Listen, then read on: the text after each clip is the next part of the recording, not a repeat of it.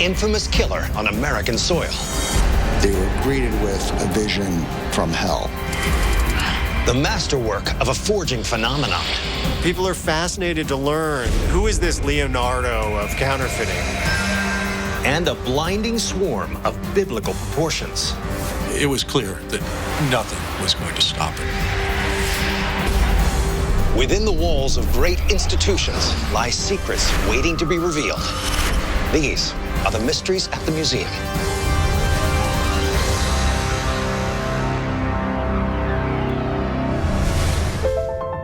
Known as the Sweetheart of Ohio, the city of Loveland is celebrated for its charming historic downtown and picturesque surrounding valleys. But beyond these peaceful lanes sits a place of intrigue, mystery, and secrecy. Housed in the stately home of collector Ken Klosterman, the Salon de Magie is dedicated to preserving the vibrant and captivating history of magic. Restraints belonging to Harry Houdini, a mask worn by Harry Keller, and a host of magicians' wands tell the story of those who have practiced the mystifying art of illusion. But one of the collection's most unassuming objects has perhaps its most electrifying story. It's 1.5 feet wide, 10 inches long. It's made of polished hardwood with 2 elegant metal clasps on its front.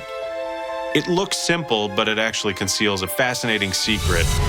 According to magic historian Gabe Fahori, this box was once used in a brazen attempt to quell a rising rebellion that threatened an empire. To magicians, this is like the Holy Grail. So what is this seemingly benign box? And how did it come to play a powerful part in a battle of magical might? 1856, France. Europe's greatest magician, Eugène Robert-Houdin, is enjoying retirement from a career that catapulted magic to the forefront of popular entertainment for the French. For years, his illusions, including mind reading and levitation, had wowed the audiences who packed his private theater in Paris. Jean-Eugène Robert-Houdin was the father of modern magic. He's the man who elevated magic to a new level. But in June, he receives an intriguing request from the court of his emperor, Napoleon III. The famed conjurer is needed not for a private performance, but for an unusual and vital mission. Napoleon's looking for someone to go to Algeria and help him quell an uprising there. Algeria is the jewel in Napoleon's colonial crown. But a group of holy men called the Marabout are urging the populace to revolt against French rule, to establish their divine authority and thus gain the support of the tribal leaders. The Marabout have turned to magic. The Marabout are trying to exercise their influence over the tribes by proving their control over nature, by demonstrating what we would think of as magic tricks. But Napoleon has a plan to quell the uprising for which the great Robert-Houdin is instrumental. Fight magic with magic. Napoleon wants Robert-Houdin to land in Algeria to prove that the French magic is more powerful than that of the Marabout. If he is successful, Napoleon believes that the tribal chiefs will stay faithful to the colonial power. But it is a dangerous mission. He is essentially the emissary of the conquering country. He might as well have had a target painted on his back. October 1856. Having arrived in Algeria, Robert-Houdin gathers an audience of the most powerful chiefs in the country. As he takes the stage, he knows he must give the performance of a lifetime. He opens with relatively simple but entrancing tricks, like producing flowers and an unending stream of cannonballs from a hat. Things of that nature demonstrate his ability over various elements of the natural world. But then, with the restless tribal leaders looking on, the master magician prepares to deploy a powerful illusion that he hopes will quash any thought of rebellion. Robert-Houdin calmly walks to the center of the stage with this wooden box, now on display at the Salon de Magie. He announces to the gathered Algerians, that he has the ability to strip the most powerful man of all his strength. And he challenges the strongest among them to test this seemingly absurd claim. One well-built warrior steps forward. He bends down to lift the chest. No problem. He's able to do it without any difficulty. Robert-Houdin then tells the man he has just been robbed of all of his strength. Please lift the box again. The man reaches down. The box will not move. The audience is stunned. The man stoops down again and grasps the handle in a second attempt to pry the box loose. He actually puts one foot on either side of the box, uses both hands, and tries to move it, and the small box will not budge. Still grasping the handle, the man suddenly howls in pain and runs from the stage in fear. The Algerian chiefs are shocked. Stealing a man's strength in that way certainly opens their eyes to a different reality. It shows that they don't stand a chance against the French. If one man can rob the strength of this warrior, then what's a whole army going to do?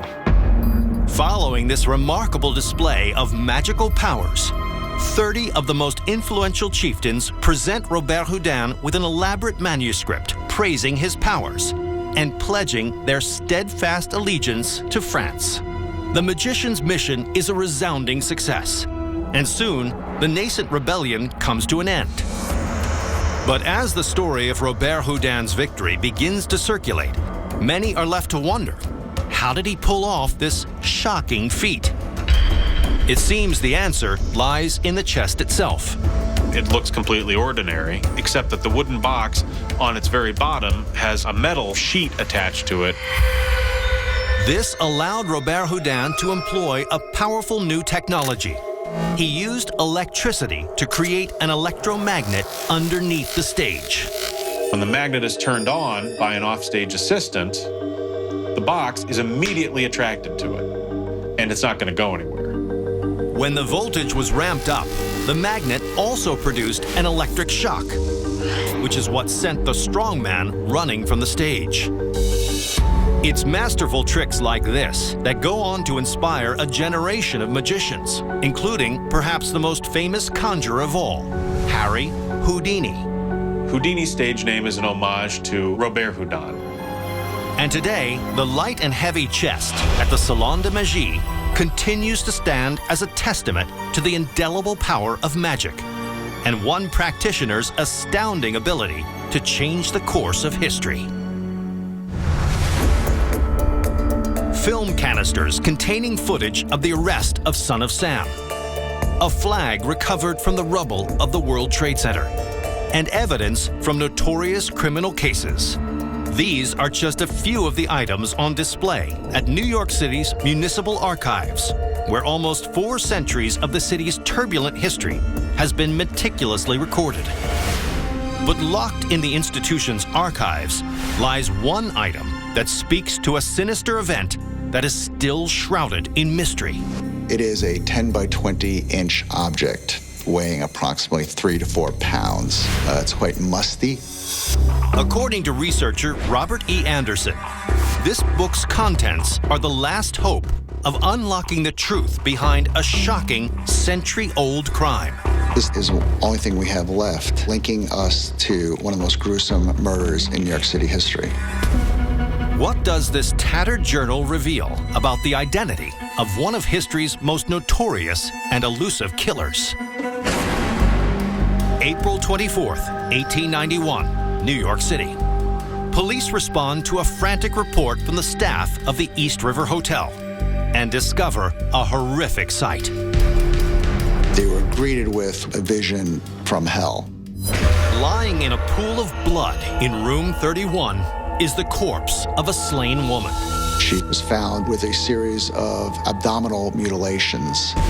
After interviewing hotel staff, police identify the victim as a well-known local prostitute named Carrie Brown. The case is handed to the NYPD's Chief Inspector Thomas Burns, who has reason to believe this is no singular crime. Over the past 3 years, 5 other prostitutes have been murdered in a distinctly similar fashion. The mutilations of Carrie Brown showed some degree of surgical skill. Victim's abdomen was opened up, and the internal organs were removed. But what perplexes Burns is that the previous murders happened not in New York City, but over 3,000 miles away in London, England.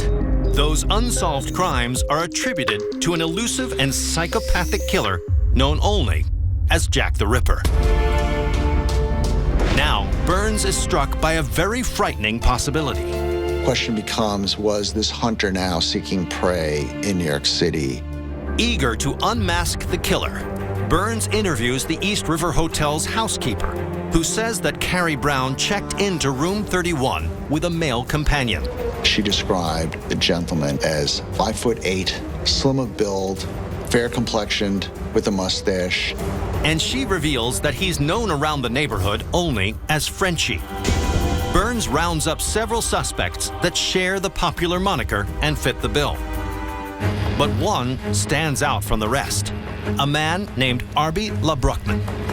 Just like the Ripper, LeBruckman knows how to wield a knife. He's a cattle slaughterman who plies his trade on board ships that sail between New York and London. And under questioning, LeBruckman makes a stunning admission. Amazingly, he volunteers that he was arrested in London and faced trial on charges of being Jack the Ripper. But LeBruckman beat the charges. Now Burns begins to wonder, has he finally caught Jack the Ripper? It's 1891 in New York City. While investigating the murder of a local prostitute, police draw a stunning conclusion. The killing is the handiwork of none other than London's Jack the Ripper. So has the Ripper really come to America? And can he be brought to justice? Inspector Burns believes that Arby LeBruckman is his man. But the suspect's acquaintances attest that he was nowhere near the crime scene on the night of Brown's murder. LeBruckman has a perfect airtight alibi. It's so airtight that Burns actually just completely drops him. Desperate to catch the Ripper, Burns focuses his attention on another suspect known as Frenchie, a French-Algerian sailor named Amir bin Ali. On the night in question, bin Ali stayed at the East River Hotel in room 33, the room directly across from Brown's. But there's a problem. The dark-complexioned Ali does not match the description of the fair-skinned man seen at the hotel with Carrie Brown. The description of the man checking in with Carrie Brown doesn't jibe at all with the appearance of Amir bin Ali. Despite this glaring inconsistency, Burns places bin Ali under arrest, and he's charged for the murder of Carrie Brown. In court, the prosecution introduces shocking new evidence that they say conclusively links the Algerian to the crime. Police said they have found a trail of blood leading from room 31 to 33, and blood on the door outside of room 33. It seems this damning information seals bin Ali's fate, and he's found guilty and sentenced to life in prison. In the wake of the conviction, no other murders are attributed to Jack the Ripper, and citizens on both sides of the Atlantic breathe a sigh of relief, confident that the killer's reign of terror is finally over. But 11 years later, the case takes a stunning turn. While reviewing evidence from the murder scene, a group of reporters determined that the blood found in the hotel hallway and on bin Ali's doorknob had been planted by the police. Some elements of the press said this blood must have been planted there because when the reporters were allowed to inspect the area, we didn't see anything.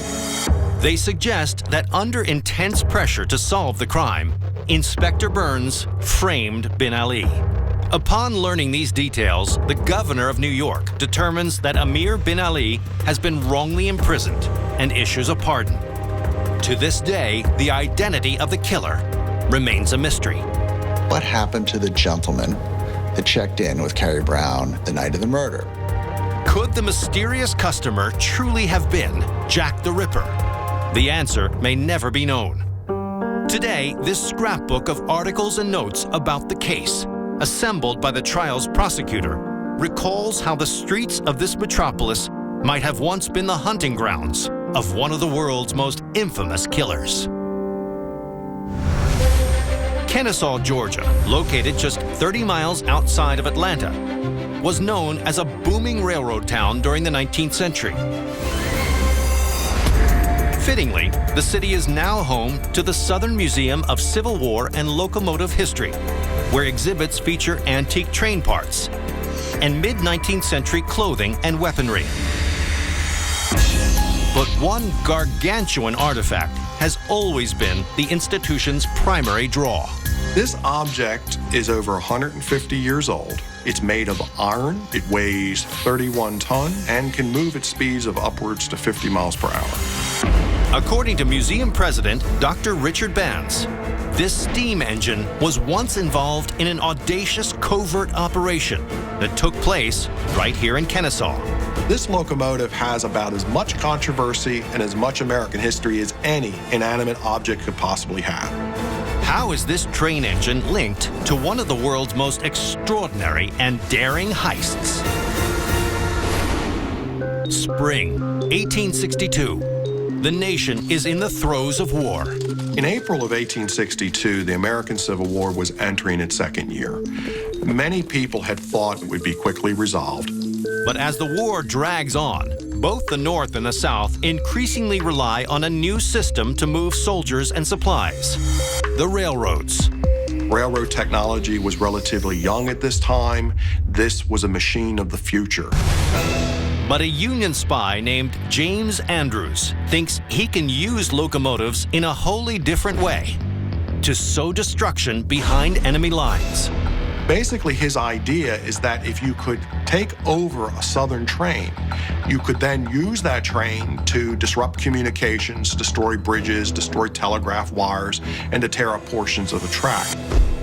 Andrew's specific target is the line between Atlanta, Georgia, and Chattanooga, Tennessee, both very prominent Confederate cities in April 1862. An act of sabotage such as this would cut off communication for the entire Confederacy. It is a dangerous scheme. The idea of someone going a couple hundred miles behind enemy lines and stealing a locomotive is quite daring, and it was incredibly risky. But to the Union Army, it is worth the gamble. On April 12, 1862, Andrews and a team of Union soldiers covertly converge on Marietta, Georgia, where they wait for the next train, called the General. At approximately 5:15 a.m., the train stops in Marietta, where Andrews and 19 of his raiders get on the train and they head northbound. Their plan is to commandeer the locomotive during a scheduled breakfast stop at the town of Big Shanty, today known as Kennesaw. So when the train pulled into Big Shanty, the announcement was made, Big Shanty, 20 minutes for breakfast. So all of the passengers disembarked the train. But Andrews and his raiders stayed with the train. The plan is in motion. Andrews and his men enter the engine of the General, unhook all the passenger cars, and steam northward. A few miles north of Big Shanty, Andrews stops the General. They disembark, and they do two things. They pull up one rail on the track, enough to disable some northbound traffic. They also cut the telegraph wire so that the Southerners cannot telegraph north, saying that this train has been stolen. It seems Andrews has gotten away with the unimaginable. But unbeknownst to the spy, the General's conductor, William Fuller, is in hot pursuit. Fuller is absolutely set upon getting his train back, and he's not going to let any obstacle stop him. So he decided to set out on foot. Soon, though, Fuller comes across a southbound Confederate train called the Texas, and the crew agrees to help him. The only problem is that the Texas was headed southbound, which means the Texas now has to pursue the General backward. At full speed ahead, the Texas does just that. And it's at this point that Andrews and his men can hear the whistle, and they realize that they are being pursued. Can Andrews' raiders make it to the Union line? Or will the Confederates recapture their hijacked train? It's April 1862 outside Atlanta, Georgia. Union spy James Andrews has managed to steal a Confederate Army locomotive called the General and is steaming towards the Union border. But the General's faithful conductor, William Fuller, is in hot pursuit. So can Andrews pull off this brazen heist? The Union raiders quicken their pace, but the Confederate train has an advantage. The Texas does not have any cars in tow, as the General's still towing 3 boxcars. And the Texas is gaining on the General. Then, just 24 miles from Chattanooga, Andrews realizes he's made a catastrophic miscalculation. The wood and water supply of the General is diminishing. He's running out of fuel. Andrews has to be nervous, and he can hear that whistle. In desperation, Andrews throws railroad ties and other items on the tracks in an attempt to slow the chasing Confederates. But nothing stops the Texas. He continues to steam north, with the Texas now in sight on his rear. But Andrews' raid is doomed. After 86 miles, the General runs out of fuel and comes to a stop. With the Texas bearing down on them, the cornered spies make a run for it. But they don't get very far. Confederate forces round them up and they're put on trial. Some of the raiders manage to escape detention, while others are involved in a prisoner exchange. But Andrews and 7 of his co-conspirators are found guilty and executed. But the hijacking goes down in history. The very first Medals of Honor were actually awarded on March 25, 1863, to 6 participants of the Great Locomotive Chase. The chase becomes so legendary, it provides the inspiration for the 1926 Buster Keaton film, The General. And miraculously, the original train still survives after all these years. This is the actual locomotive that was involved in that chase. Today, the General at the Southern Museum of Civil War and Locomotive History in Kennesaw is a hefty reminder of the brave men who attempted one of the most extraordinary train heists in U.S. history.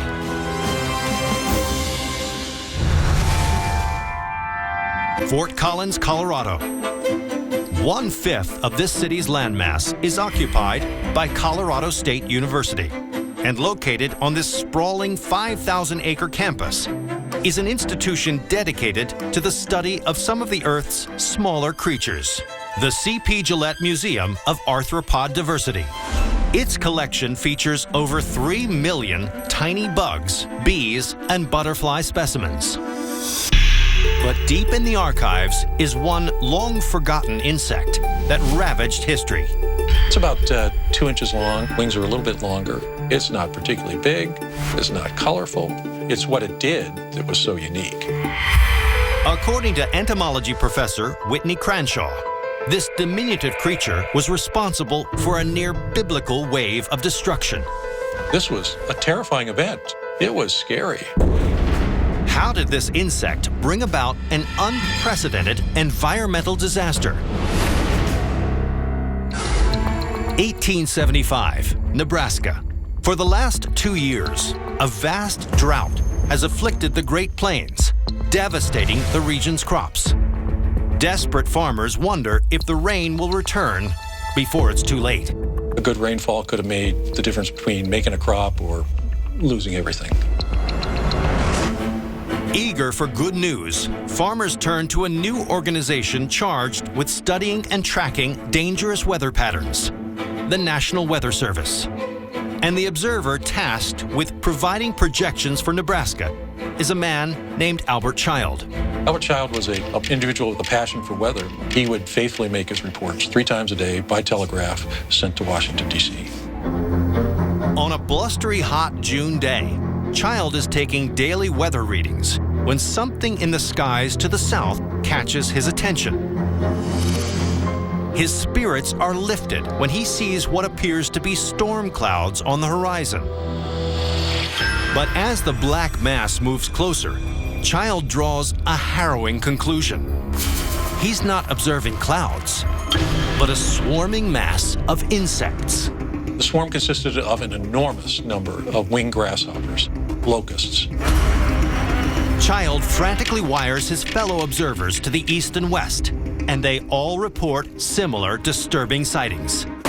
The dismayed meteorologist calculates that the swarm covers an area of 198,000 square miles. The swarm of locusts was beyond comprehension. It was clear that nothing was going to stop it.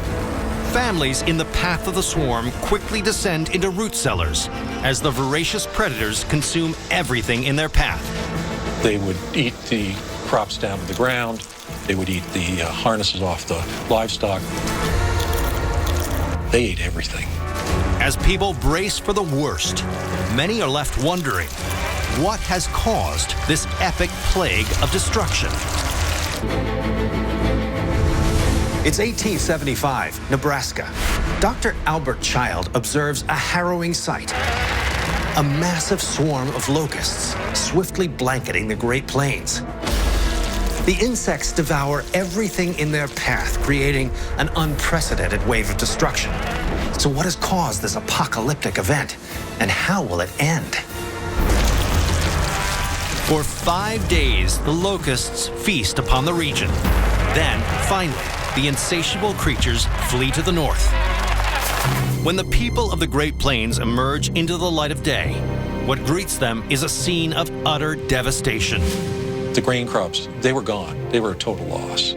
Starvation was imminent. Over 150,000 people were without food. The real-time reports of Albert Child and the National Weather Service spur the government to mobilize a massive relief effort.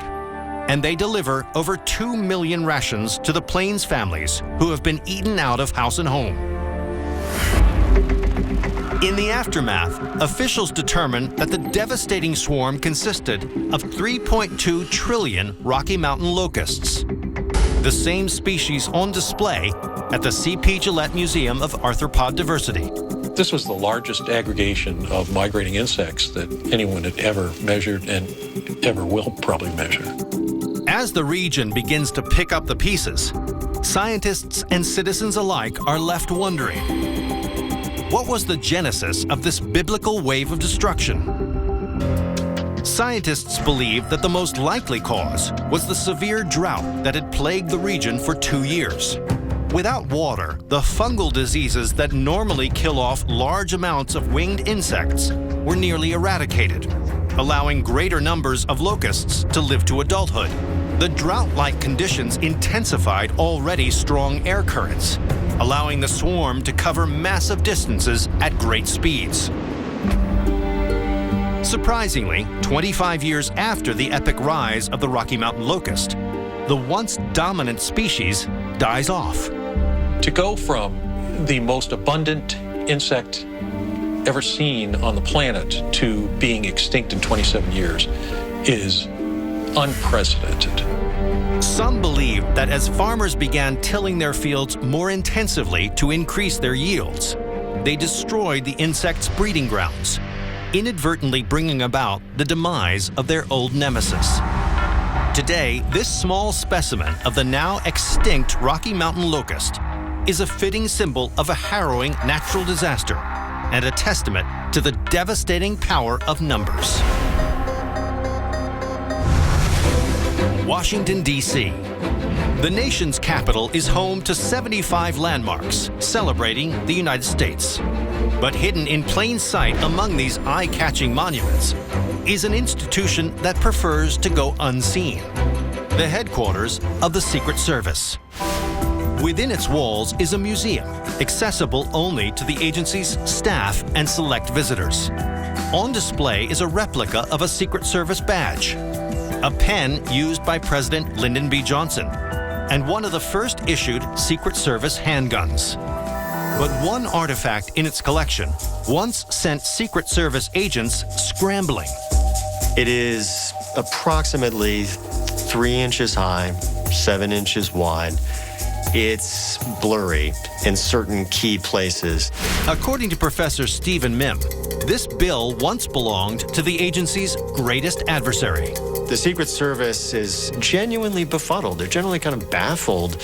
Why is this $20 bill so unique? And who was the criminal mastermind that wielded it? April 14th, 1865, Washington, D.C.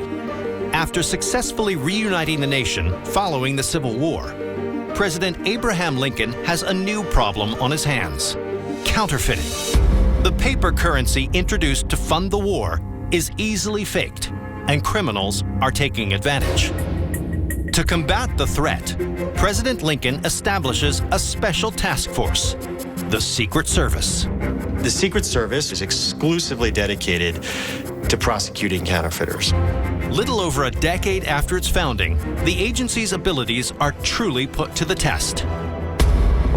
April 1879, New Orleans. A bank teller alerts the Secret Service to a very troubling discovery: a fraudulent bill in their deposits. And when agents examine the banknote, they're stunned. The bill is perfectly well done and is a masterpiece of illusion. But under the gaze of a trained eye, its flaws are revealed. It's a little blurry along the edges, and the red seal is a little off in terms of its dimensions. The agents determined that unlike most counterfeits, which are printed by machine, the fine sketching on the bill's edge suggests this note has been made entirely by hand, with pen and ink. Soon, banks and retailers across the country alert the Secret Service that more of these notes are in circulation. The agency is determined to bring the counterfeiter down, but has little to go on. They have absolutely no idea whatsoever who this person is. They have nothing. And as word of this amazing currency spreads, the public and press are caught up in the mystery. People are fascinated to learn, who is this Leonardo of counterfeiting? The press dubs the mysterious artistic criminal Jim the Penman. So who is this notorious counterfeiter, and can he be brought to justice? It's the mid-1890s, Washington, D.C. For over a decade, the United States Secret Service has tried to track down an elusive master counterfeiter known as Jim the Penman, whose fake bills are so stunningly accurate, they're almost impossible to discern from the real thing. So who is Jim the Penman? Will he ever be caught? March 28, 1896. As night settles over New York City, patrons at a downtown saloon celebrate the close of the work week, when a bearded man sidles up to the bar and orders a glass of wine. After a few rounds, the man prepares to leave, but then he suddenly stops. As he's about to leave, he turns back to the bartender and he says, "Could you change me a 50?"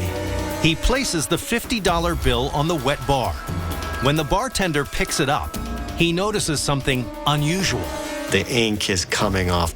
His bill betrays him on the spot. Police are promptly alerted, and the fraudster is nabbed by a nearby officer, and he is soon turned over to the Secret Service. They identify him as a 49-year-old German immigrant named Emanuel Ninger. He confesses that he is the creator of the forged $50 bill, and that he's made countless others. Agents soon realize they've apprehended the man they've been hunting for over a decade, Jim the Penman.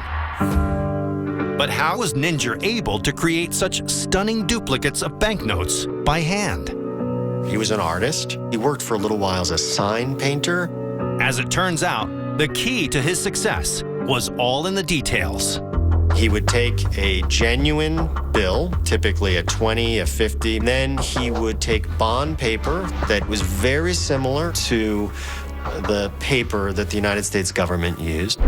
Ninger soaked the bond paper in coffee to give it an aged appearance. And while the paper is damp, it was nearly transparent. Then he placed the bond paper on top of a genuine banknote, and with pen and ink, hand traced every minute facet of the original note. As a final touch, he used a camel hairbrush to paint in the tracings. The painstaking work resulted in a nearly flawless forgery. Days after his arrest, Ninger is placed on trial for his crimes. But the counterfeiter receives unexpected support from the public when his bills become a desired collector's item. People actually begin to argue that Ninger should not be convicted of a crime because the notes that he is creating are actually worth more than the face value of the notes they imitate. Ninger is ultimately convicted and spends the next 4 years behind bars. In 1924, he passes away, but his legacy lives on. Jim the Penman is someone who stands out as a genuine artist because what he created was in some respects almost better than the real thing. Today, Ninger's forged $20 note is held under tight watch within the Secret Service Museum, a tribute to the skill and talent of a master criminal who some say created priceless works of art. Along the shore of Michigan's Sunset Lake sits the quaint 19th century village of Vicksburg. Once a major stop on the Grand Trunk Western Railroad, this town takes care to preserve its rich history. And no place carries on this tradition better than the Vicksburg Depot Museum. Housed in an old railroad station, this local institution boasts more than 10,000 historical items, from vintage train parts and road signs to an antique telegraph station. But one pair of objects on display looks like it belongs in a torture chamber rather than a small-town museum. One of these articles is made of metal. It's about 4 feet long, has very large teeth. The other item has a sharp metal point on the end. According to historian Dr. Ronald Smith, these sinister-looking implements served a chilling purpose. They are rather intimidating. They look somewhat like weapons. What part did these tools play in an amazing invention that transformed the American dinner table? Chicago, 1875. The cattle industry is on the rise, and the famed Union stockyards are reaping the benefits, quickly establishing the city as America's meat-packing hub. And one 35-year-old entrepreneur is looking to cash in on this lucrative trade. His name is Gustavus Swift. Swift was a very creative, very ambitious individual, looking for ways to find expanded markets for his product. His goal? To extend his meatpacking operation across the country. But his grandiose plan faces a major obstacle. The industry standard calls for live cattle to be slaughtered after they're transported. The problem with that is that less than 50% of the animal is usable for meat. For the efficiency-obsessed Swift, this is unacceptable. So he proposes a thrifty alternative. His idea was to process the animals in Chicago and ship the dressed meat out to the East Coast. But the clever workaround poses a new problem. How do you transport meat over thousands of miles without it spoiling? To Swift, the answer is clear: ice. But in 1870s Chicago, ice isn't something that can be bought in bulk at the supermarket. For the quantities Swift needs, there's only one industry that can help: ice harvesters. On frozen lakes throughout the northern Midwest, ice harvesters endure sub-zero conditions to cut out massive chunks of ice for use in area businesses. It's simple but brutal work. These people that worked in the ice harvesting business were a very special kind of people. This was very dangerous work. The harvesting process itself requires a few rudimentary tools, like this saw and pike on display at the Vicksburg Depot Museum. Despite the grueling conditions, ice harvesters from Wisconsin to Michigan are able to provide Swift with enough ice to put his plan into action. And to ensure the venture's success, he puts nearly all of his life savings on the line. Swift has butchered meat packed in ice, but when the train embarks on its first test mission, there's a problem. He would pack meat in ice. That didn't work very well because if you store the food in direct contact with the ice, it can damage the surface or interior of the product. What's more, the train ride is so long that the ice melts before it reaches its destination, and the meat spoils. Despite his best-laid plans, Swift's new business venture appears to be on the brink of disaster. If he failed, he would lose his reputation, he would lose a tremendous amount of money, and he would essentially be on the street. The desperate Swift racks his brain for a solution. But can he find one before his business has a meltdown? It's 1875 in Chicago. Meatpacking entrepreneur Gustavus Swift thinks he's discovered the key to national distribution, packing meat-filled train cars with ice. But on the long journeys east, the ice melts and his precious cargo spoils. So what will it take to make Swift's ice-chilled dreams come true? One day, Swift meets with an engineer and poses an ingenious question. What if, instead of trying to chill the meat, he chills the entire railroad car instead? Excited by the prospect, they come up with an innovative design. The key to this system was to have refillable bins where the ice would be stored at each end, and of course the cold air would drop down into the bottom compartment, circulate throughout the boxcar, and the warmer air would find a way to escape through venting. To ensure the car stays cold, the ice compartments can be easily refilled with ice at harvesting stations along the way. And when Swift's design is built and put to the test, the gamble pays off. His new creation, one of the first known refrigerated railroad cars, is a resounding success, allowing him to expand his operation across the country. With fresh refrigerated food more in demand than ever, the business of ice harvesting skyrockets.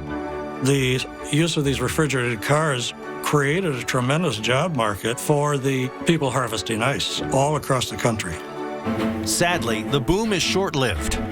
As Swift's train cars become more prevalent, newer, less labor-intensive technologies like electric refrigeration and artificial ice emerge. And by the early 1900s, ice harvesting is rendered obsolete by the very industry it helped spawn. Today, this saw and this pike, on display at the Vicksburg Depot Museum, remind visitors that while the practice of ice harvesting is long gone, the brave workers who took to the frozen lakes will forever have a place in history. From a prairie land plague to a mystifying magic act, Civil War sabotage to a Manhattan maniac. I'm Don Wildman, and these are the mysteries at the museum.